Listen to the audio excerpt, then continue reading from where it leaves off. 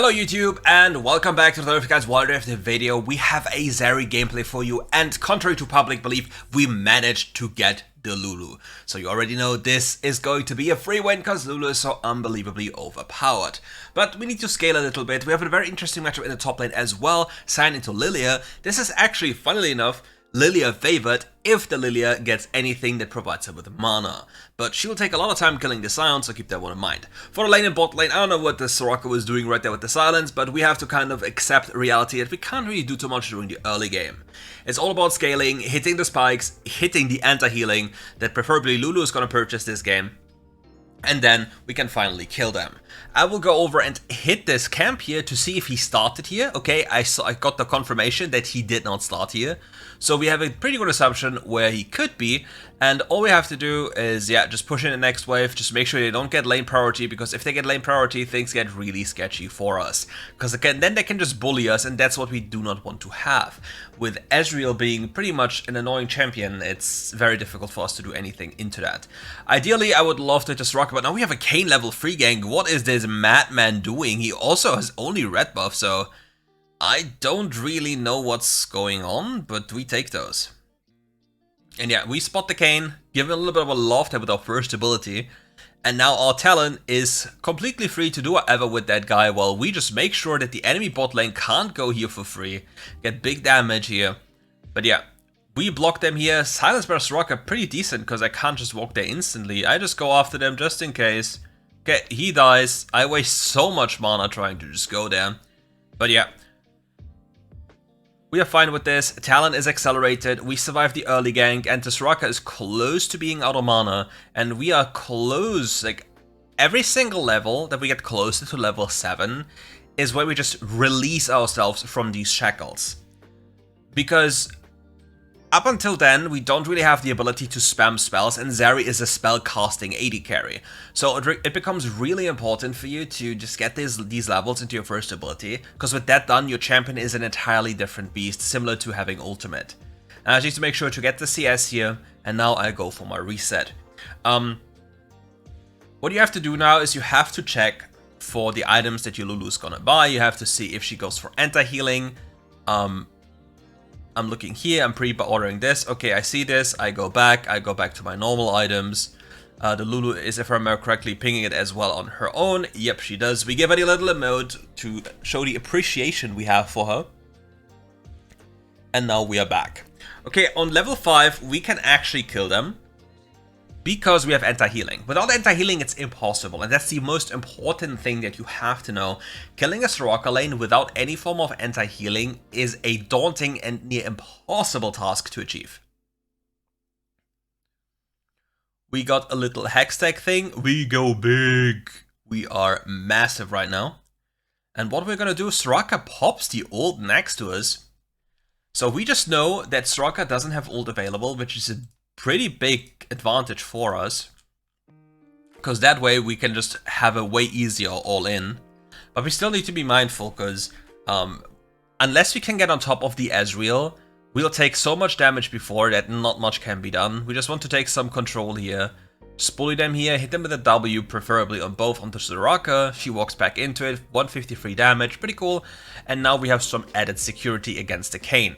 That we don't always hit our first ability onto the Soraka. It gets easier as the game goes on, as we just get faster, especially when we get shielding, because that's the secret interaction with ZERI. If you get shielded, or if you hit shields, you get a shield, and then you get sped up, movement speed wise. Hello Kayn.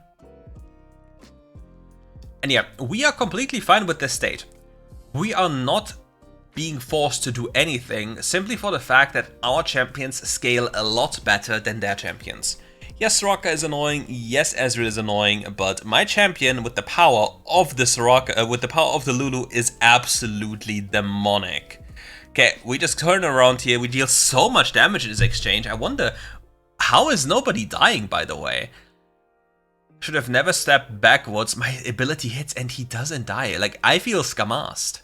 Okay, now I'll focus on the wave while he's doing whatever. I just make sure that we just get close, pop the healing thing, heal them up on the entirety of the map. We see a little healing on the side on the bot side, and now we work on the plates. We'll get the next wave as well, if I'm not mistaken, and then we go for a cheeky little reset. We don't really care about the first objective spawn. My talent is here at the dragon area. We'll get this. He is pretty much full life after the scuttle crab, and he's looking for a mid lane play, so I'm just leaving. My Lulu should... Oh, Kayn, please, no. Go away. The funniest thing is, the Kayn was in the game beforehand, where he played Irelia, and I think he went 0-10 or something. Was definitely not the most pleasant experience. And yeah, we can't really contest this. I don't have ultimate available, so I can't just go in. If I had ultimate available and exhaust, it's definitely fightable. But here, all I can do is just escort my Lulu into safety and just make sure they don't get there for free. Now I'll turn around. The Kayn is hex gating down.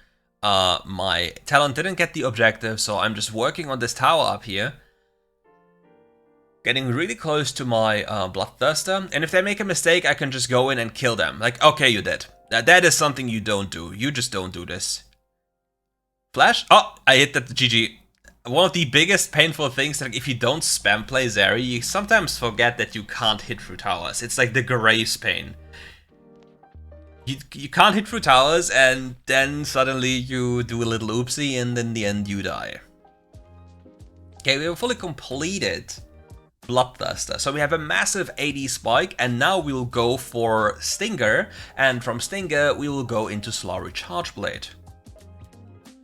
Solari Chargeblade is a pretty big damage increase for our champion, especially since our champion has a fixed attack speed cap, I think it was 1.5, and with that, every single bit of extra attack speed we have is turned into extra damage. Preferably, I would love my Teemo to be in the side lane so I can run down this lane here. He doesn't want to do it, that's fine. So we just go to the other side of the map and continuously deny them the access to the leftover platings. But Teemo is also hovering this. I don't like, he's trying to look for a play, I guess, but it's kind of sad because if we stayed mid, we would have gotten the mid lane tower. And he would have probably also gotten the mid lane tower, given that Talon placed the turret there. Time to go for some camps here with the Lulu. You see the extra damage Lulu is giving me? It is just so unbelievably insane. And now we just go for the big fight, the big turnaround. Ezreal ult connects, we have the shielding, we turn around with the ultimate, get one kill, get exhausted, go over the wall, hit them with another one, we just continuously go forward, we don't back off, we stand our ground, and we get them killed. So let's hope that nobody appears here and gets us killed in return, and we'll go home. The sad part is, we are so close from having our completed item. I think option 1, I flip it and I get killed by Kayn. Or I say, Mr. Talon, can I please have your grump, your little froggy? And then we're all happy because I have a massive spike on top. Because the Solari Chargeblade components feel very, very bad in comparison to the completed item. Because what you can do with the completed item, you can use a few of your spells, like for example, if I spam my buttons, like first ability here and there, I can just pre-stack and then just one-shot these people. And now I do a little oopsie, I don't know where my Q went, I will not talk about this. And yeah, Lilia, hello little dear, it's not like we can die, and then we just start hitting turrets again. The enemy team is not really putting up a fight as it seems. We take those. Sometimes you just have to be happy having a Lulu on your team while being allowed to hyper scale and then just, you know, close out the game. Meanwhile, San is holding down side lane and there's a Kayn up here. And preferably somebody should be side lane, which apparently I will do a little bit later because otherwise nobody else wants to do it. We get a free kill here and now we work onto the next tower and we can maybe even deny them the Nexus shield. If we get this tower, we already turn up or turn off the Nexus shield as we proc it. Oh, Talonla, you good? Frankie Four Fingers, what are you doing? I don't know. I've had enough. I'll go over and pick up some, ooh, Frankie Four Fingers with the pop-off onto the deer, and I get an assist. Easy. What a teammate. But yeah, we will now take over the side lane, but we need to be mindful. I don't want to necessarily use my exhaust because I know that Kayn is around here. He's blue Kayn, he's very fast. I want to keep my exhaust. I'd rather spend my gold now and then look for a play at Dragon if it actually aligns with the goals of the game. Alternatively, what I can also do is I can completely ignore the Dragon fight if I don't believe we can make it. and then I just go for multiple waves at the same time. But I believe in this game, it should be okay to just go for the fight up there, and we just run them down. I'll go for a big flank. My Lulu is following me. Really early W, though, to get me closer, and we'll just kill them. Like, I'll just dash into them, pop my ult, and just slowly blast them away. Get some distance, and yeah, there's just so much damage. This is nothing. There's nothing to do for them. And I think now we have some awkward parts happening. Soraka is alone in the back line, gets chased down by the sound, and now we do a little oopsie. We just dash over. Hello! Oh. We don't talk about this. Does he die? Oh. GG. Yeah, I griefed that one. There's just nothing to say. I griefed that one. That flash? Yikes. But we're now getting closer to Maw, and Maw as an item is pretty good even against Blue Kayn, because Blue Kayn, in case you didn't know, his passive is magic damage. It's obviously based on his physical damage, but still, it will give me another layer of defense against Kayn, while also helping me get tanky against a lot of the other champions. So the combination of having it plus the enemy team champions is just so good, plus having a Lulu, so I have insane shielding. Sadly, in case you're wondering, it doesn't work with my passive, so if I have a more shield I don't just get magical movement speed, but it would be cool. We just go in now, pop the ult, there's a Kayn here, we one-shot this rock, and now we turn around, we stick with the Lulu, but the Lulu is having some trouble with the Kayn. Get the kill here, jump over the wall just in case to be safe. Apparently we didn't even need to jump over the wall. You see, my shield of Maw just gets bigger and bigger every single time. I can just kill these minions, heal up, just turn to the Ezreal, and yeah, as the Ezreal is already stuck in position there, I'm not forced to run after him immediately. I can take my time, heal up from the wave, and just make it a secure thing, while lowering the risk of actually dying.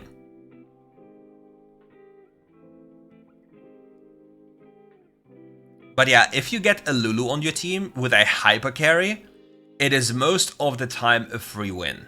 Unless you're griefing. Okay, Kayn. I guess you wanted to showcase the true meaning of griefing. I take those. But yeah, by the way, how did you guys like the Crystal Rose event so far?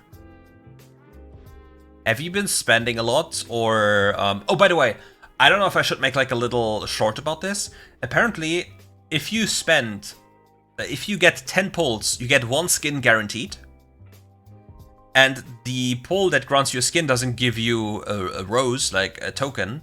So you need 2,200 wild calls for 2 guaranteed skins. Okay, Kayn.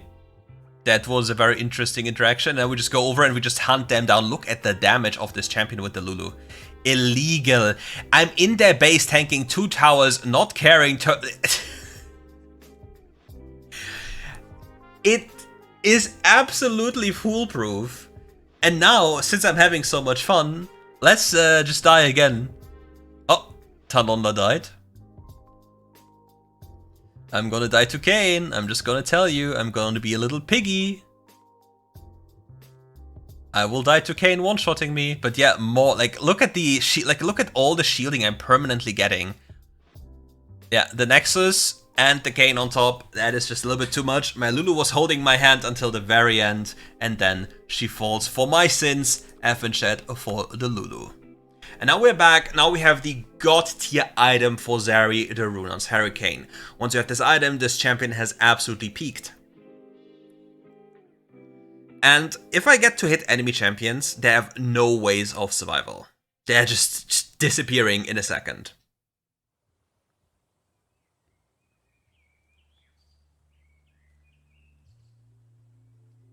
So yeah, since my team is having some interesting events down there, at least the Scion with the Lilia, the Deer is hunting, I'll just run down mid lane. Not inting, but just, you know, killing people. Hopefully.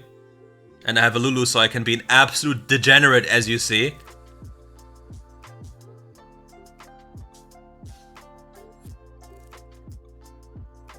And with that, we're at the end of the video. I think if I remember correctly, I'll showcase the runes, etc. As of the moment of this video, I think I'm now mastered here. Don't let me lie. I think I have about 60 games played. I'll check. So I don't lie to you. Let me check my OBS. Let me turn off the Elgato sound so I don't completely destroy your eardrums. Did I showcase damage here? Let me see. Yeah. Here we have the damage dealt. You see, Lulu is quite the interesting character in this game. Most of this damage comes actually from the Lulu.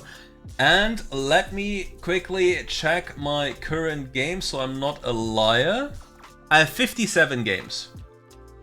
Hold up, I can do this. Here you go. 57 games. Okay, and with that, we're at the end of the video. Thank you all for watching. If you enjoyed the video, leave a like, subscribe to the channel, and obviously come back for more RiftGuides content. We have something pretty cool in store for you in the near future, so stay tuned for announcements. And as per usual, have a nice day. Oh, and it's fine. See you next time.